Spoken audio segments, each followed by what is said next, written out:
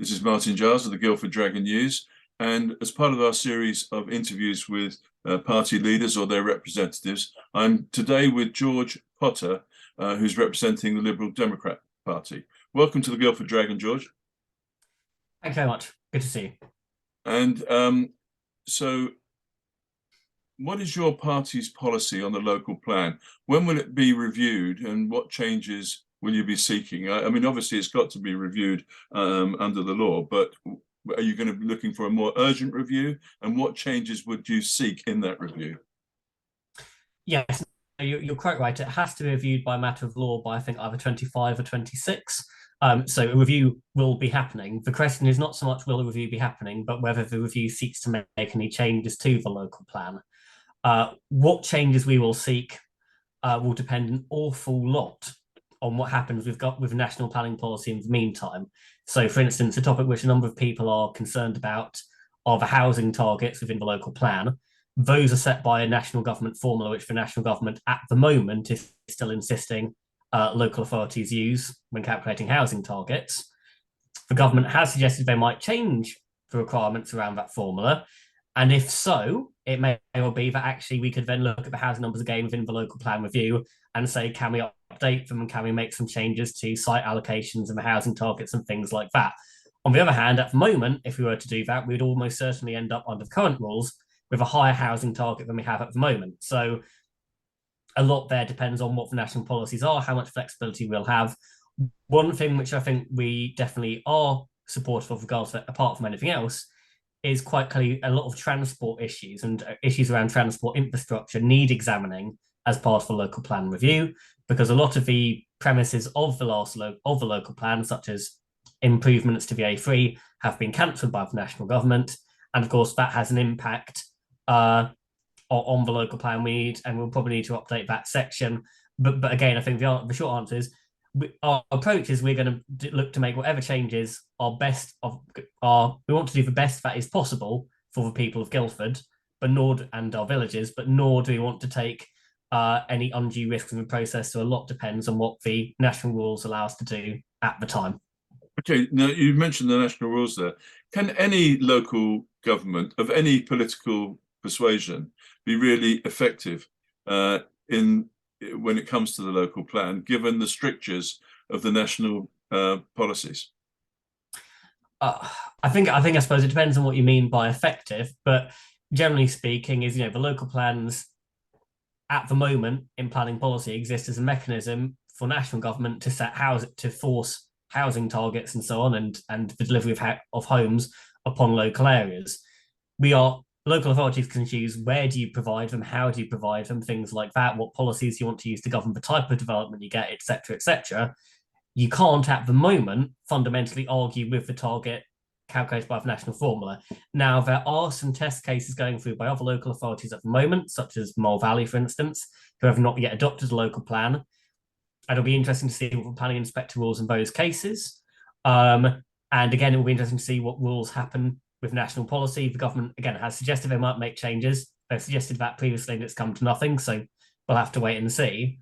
But the big problem with local plans is that if you're the first to do anything, if you're the first to attempt something, if your attempt is unsuccessful, then the repercussions are usually severe. Okay. So very few people want to be the first person to do something. Being the second to do something is a lot easier. Okay, so I understand, and that you're saying there's a risk in some of these things. But if someone now, with the election coming up, why should they vote for Lib Dem if their main concern is protection of the Greenbelt? Why should they vote for your party as opposed to the others? Because we're serious about planning. We're serious about what is possible and is not possible, and we won't make rash promises which cannot be delivered or which would cause more harm than good. We're supporting the development of a Greenbelt supplementary planning policy to help support our rural economy and regulate development within Greenbelt areas. We've also been opposing things like, for instance, Berkeley Homes, massively inappropriate development of hundreds of houses on existing Greenbelt land in Effingham, the council took Berkeley Homes to appeal on that planning application they put in for it. We were unsuccessful, but we supported the importance of going to appeal despite the legal costs, whereas of course some, for instance, R4GV felt that standing up for the Greenbelt like that wasn't worth the cost of losing at appeal. Okay. If you win control of the council at the election, will your party continue the work on shaping Guildford's future and the associated master plan? We will definitely continue with it. We believe in the importance of having a master plan to guide regeneration of the town centre. It is quite hard on us with priorities. We need to regulate that development. I think what we will do is examine with quite a fine tooth comb the budget for it, because at the moment it's a £5 million project. There's a lot of things in there which are needed, such as tackling flooding in the town centre, having policies to guide development in the town centre. We only created to try to solve transport problems in the town centre. We want to make sure as we're getting best value for money, because as I think we're going to be talking about later, there's some big financial pressures facing the council, and we want to make sure that we're doing what's most cost effective, not sort of just gold plating it. But we absolutely support the importance of it. Okay, but I think I'm right in recalling that you did vote in favour of the continued spending on it. Absolutely, we did, and and we make no bones about it. Just under the current financial situation we're facing, it's we need to examine everything with a fine tooth comb, and we need to think about what are the key outputs of this project and how can we get to them as quickly and cost effectively as possible. Okay. There's lots of things which might be nice to do, but in terms of the essential things we need the work on flooding, we need the work on transport, we need the work on an area action planning policy for the town centre. Anything beyond that, it might be nice to have, but isn't necessarily essential. So we're just going to have to look at how can we deliver it as most cost effectively as possible and make sure we're not gilding the lily. Okay. Now, you will be aware of the Battle for Guildford video that's circulating at the moment on social media. What's your party's view of Robin Horsley's campaign video? Do you think that's the right way for a campaign to be conducted? Well, we don't have a party position on Robin Horsley's video. It's nothing to do with us, and our focus has been on campaigning hard for the people of Guildford and other villages. We haven't really discussed the video because our priorities are elsewhere. In terms of it, I mean, you haven't discussed it. No. It's nothing to do with us. We're focused on getting on with our own campaign, not focusing on what other people are doing. But I'm surprised you haven't discussed it. I mean, surely it's of interest. Yes, it's of interest, but there's a very big difference between. It's not that none of us have ever exchanged words with anybody else about it, but in the sense of, do we have a formal position on it as a group, as a party? No. Why would we? We don't have a formal position on what any of the other parties are doing by and large. Okay. We're just focused on our own campaign. Do you agree with the, for instance, with raising people's previous career history in these kind of videos? I think it's important that people are factually accurate with what they say. And I did notice there's a factual inaccuracy in the video, I think, because they suggest that Julian McShane was in support of the North Street scheme and didn't have any concerns about the housing in it, which is the lack of affordable housing, and that's not the case. But in terms of people's backgrounds and so on, again, I think if you're standing for public office, all of your background, all of it is open to the public. It should be open to the public to be scrutinised. It's for people to make up their own minds. I mean, whether something is or isn't an issue really is in the eye of the beholder. But again, we're just focusing on getting on our own campaign. So again, I can't speak on behalf of the group on this because we don't have a group position on Robin Horsley's video. Okay. Now, one of the key elements that within the video and within the planning debate locally is the question of building height control. What would your party do if you gain control of the council in May? Yeah, so I think when it comes to the height policy, one thing we've recognised from the beginning is that there are potential problems with having a height policy, because if you set a maximum height limit, that can quite easily become a target rather than a limit for developers. If you say the maximum permissible height is 10 stories, then a lot of developers will say, okay, we're going to automatically build 10 stories. Originally, the policy we put in place was around the idea that, rather than focusing on a specific limit, we focus on looking at the character of the surrounding area. We focus on looking at protecting key views across the town. However, I think we do think this needs to be re-examined after the election. We need to look at the area of the heights policy again. not least because I think in light of, for instance, R4GB's enthusiasm for high heights at the North Street scheme of Debenham scheme, despite objections on the impact on the character of the area from those like the Guildford Society and Historic England, our planning policy does need a review, and I think it's something we'll be looking at in particular as part of the local plan review, because again, I think quite clearly our current policy does not seem to be holding up as robustly in planning terms as we hoped it would. So yes, hence why we want to review it. Okay, but and regarding the blanket policy, it wouldn't need to be a blanket policy, would it? You could have a zoned height policy. Absolutely. I mean, again, there are still difficulties with that, because again, if you set a height limit in the town centre, you know, if you know how small you draw it, unless you're going down to each individual potential site, you're still talking about a generalisation. But again, certainly there are other towns and cities in the UK which have come up with height policies which work. So again, I think there were arguments against having one 2 years ago, but having seen it in practice over the last 2 years, it's quite clear that we need to do something different to what we currently have. So it seems that you don't have a definite policy at the moment, but what you're committing to is a review of it. We want to review it and we want to improve it. But again, that review, it has to be guided by looking at what works elsewhere, what the implications would be, because it's one of the things, there's no, if anybody gives you to say, here's specifically what I want a heights policy to say, then they are lying, because nobody can say that without looking into the detail, because this is a very big grey area and there's lots of nuance which needs to be teased out and resolved. But do you acknowledge that there is considerable, I'm not saying it's universal, but there is considerable concern in this area?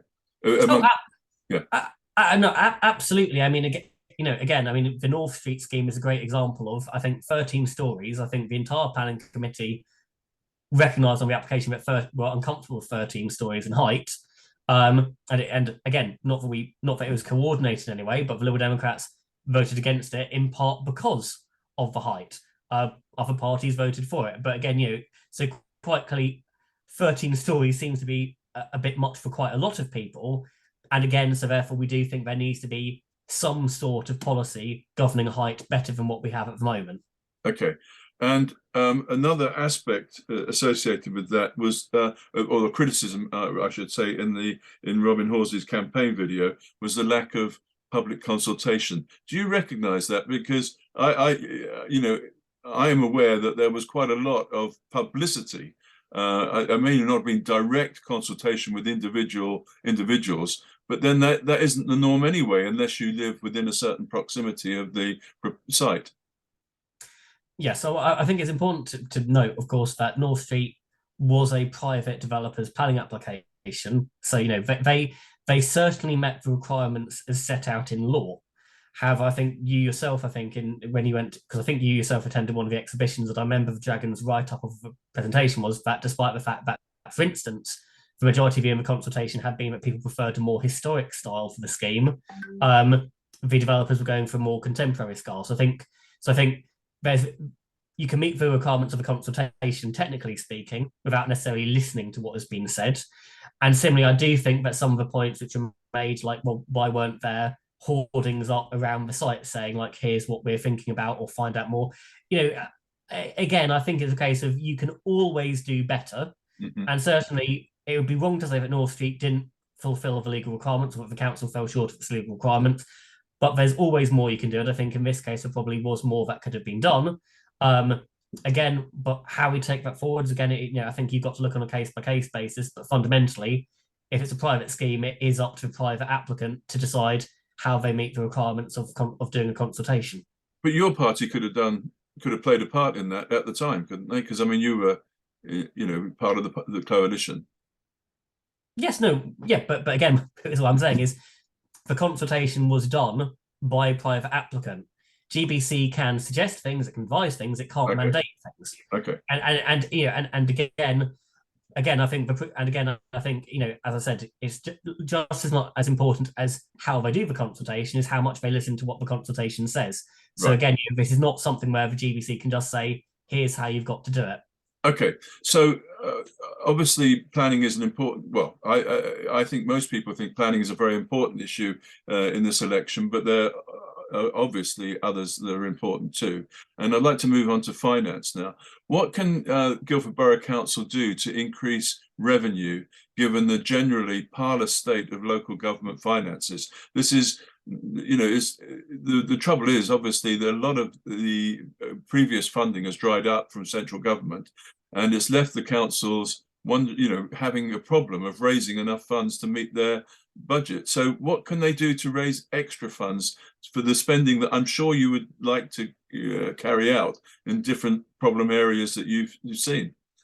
Yeah, it's a very, very difficult topic, and it's one that we're taking very seriously, because it's worth noting that that a few years back the council was getting £4 million a year of funding from the government to help provide services. That's now dried up to zero. We've absorbed that. We've had to absorb that. We've had to restructure. We've had to go through the Future Guildford project to restructure how we deliver services, which has caused some teething problems, shall we say, in some areas. And now we're looking at having to make even more savings, millions more savings in the next few years. Now, part of the challenge is that actually the council does not have many levers by which it can raise revenue. We're limited in how much we can put up council tax by each year, but that's a limit set by central government. We've got slightly more relaxed limits on things like putting up rent for council houses, but again, we don't think it's right to just soak the taxpayer as much as possible, just because and that's why council taxes and rent increases have been below inflation for the last 4 years. We've got parking charges, which are a major revenue generator, and we've got other fees like for green waste bin and so on. But again, we can't just keep on putting those up and up and up. So really what we're looking at here is making savings. Now, I'm the portfolio holder for climate change and organisational development. That means that the collaboration with Waverley and how we make that work is now within my portfolio. And there's a lot of things we can look at there to save money, for instance, by sharing back office staff with Waverley. We've already made £500,000 of savings by sharing senior management, but there's a lot more to do. But we also fundamentally have to look at a lot of our services to say, how can we deliver them differently to make them cost less, but deliver the same level of service? I think it's also worth noting on this that a real concern of mine, and I think of my group, is that we think that we are taking this with the seriousness it deserves. It does not appear to be the case that other parties are.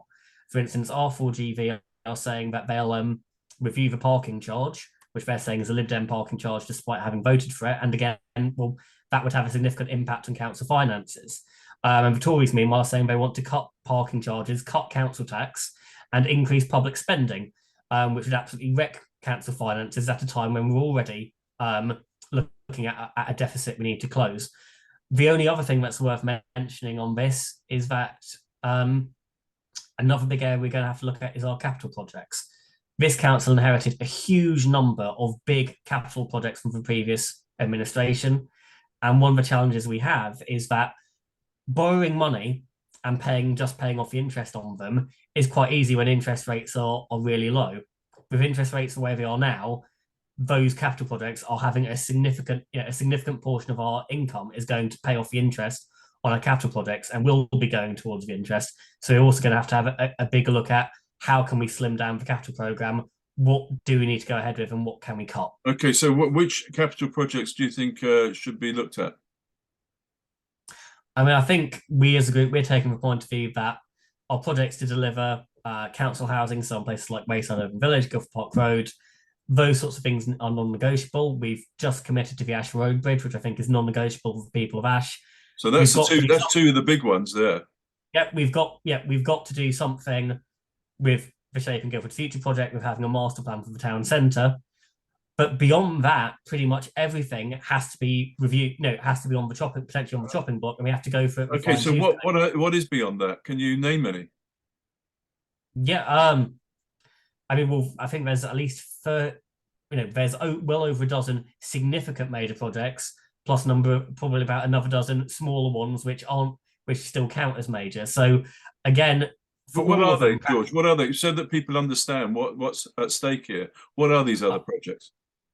I'm afraid I can't give you a comprehensive list by any means, just from memory, but just some from example. But to give an example, obviously there's the rebuilding of a replacement of the spectrum. That's one which will have to be examined, but which again is also sort of not something we would want to cut if we can avoid it.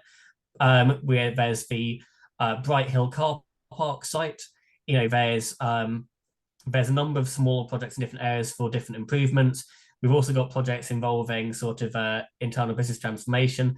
There's various improvement, infrastructure improvement projects and so on.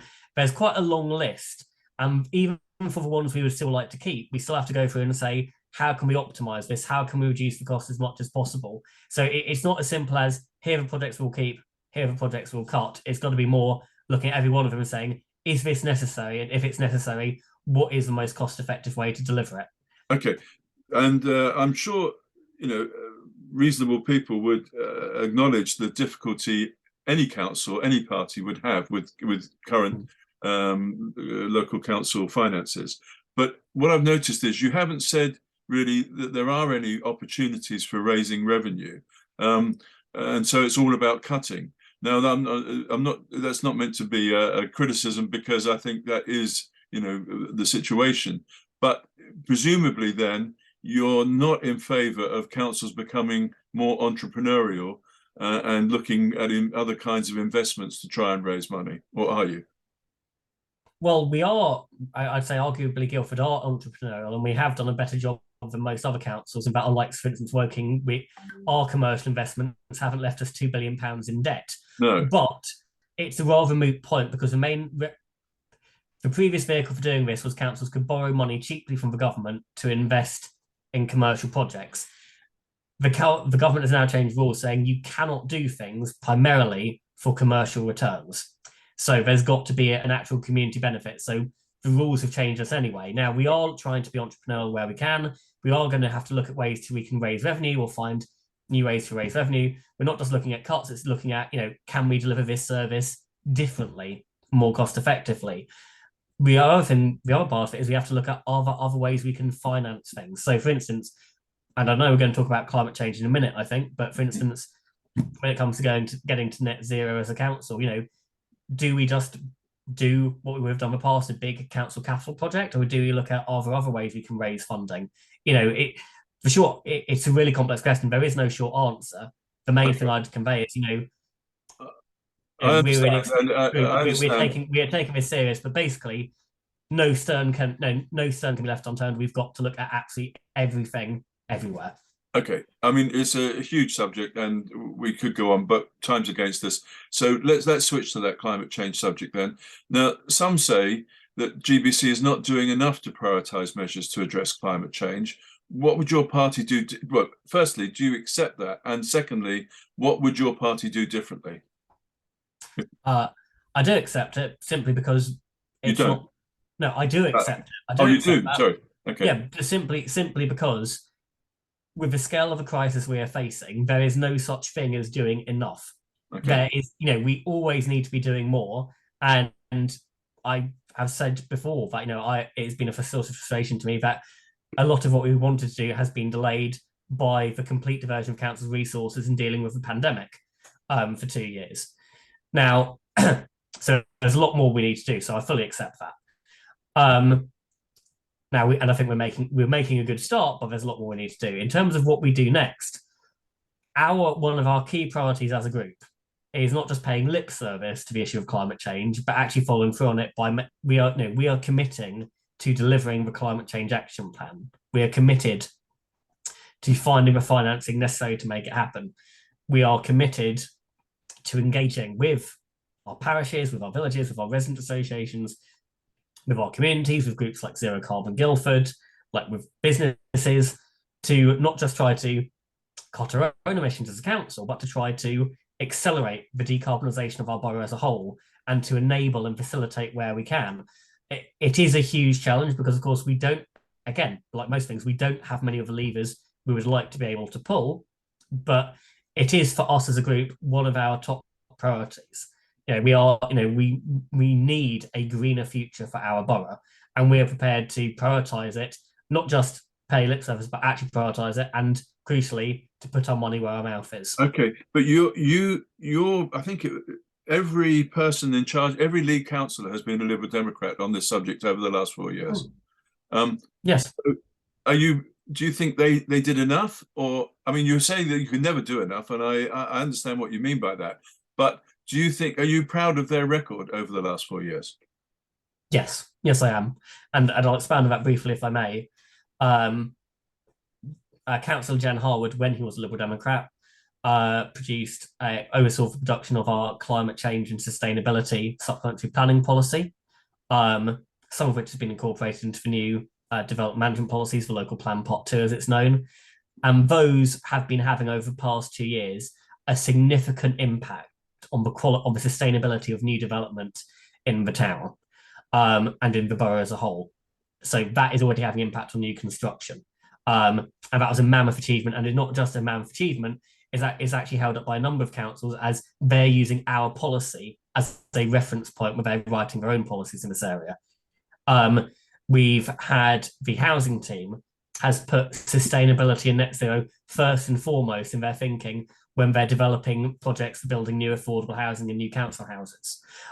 We've developed a really ambitious and completely comprehensive climate change action plan, which was just adopted earlier this year, which has laid out a framework in which for how we will decarbonise our entire operations across the council. We've got the Climate Change Board, which is functioning quite well, in my humble opinion, now, and is looking at how we can engage better with other groups like the parish councils to do this. So no, I am proud of the record that we have done over the past 4 years, but I absolutely believe there's a lot more to be done, and I really hope we'll be returned by the people of our borough to complete the job that we've started. Okay, so can you just give me one example of what you would do after May, if you're in charge, that you haven't done to date? Yeah, the big thing I want to kick off is looking at putting solar panels above our surface car parks, such as at the Spectrum, for instance. Okay. Because and also trying to expect to collaborate with the county council on doing this on council-owned land, and also potentially look to collaborate with big institutions such as the University of Surrey to do the same on their land. Okay, well, you've given an example there, thank you. And right, so now my last question is, how will your party improve customer services at GBC, especially in the areas of processing planning applications and responding to customer inquiries? You will know that this has caused quite a lot of criticism over the last 4 years at different stages. So what are you going to do to tackle these problems? Sure. So I think it's worth noting that, of course, we're talking about two different areas here: customer Yep. services and planning applications. They're two different services and different teams in the council. Yep. So I'll talk about planning applications first, because fully we accept that it's quite clearly services fallen below the level that would have been expected. There are a number of reasons for this. I think one of the reasons which hasn't affected other councils has been that when we went through a Future Guildford project to transform how we deliver services, which was initiated by the last administration but carried on by this administration and enthusiastically supported by all parties in the council, there are some miscalculations made in terms of how the planning service would operate and what our staffing needs would be. Over the past, at the moment, our rate of processing planning applications is back up to acceptable levels. It's turned the corner, in my view. It's back up to acceptable levels. We've got a new head of planning who's very experienced, and obviously, and I think it helps a lot that we are now collaborating with Waverley, which of course also has it means twice as much experience and people to Although they had similarly poor levels, didn't they, in this area? Yes, they did, and again, it's the similar reasons. But again, I do think we've turned the corner on that, but obviously there's a lot of work left to do.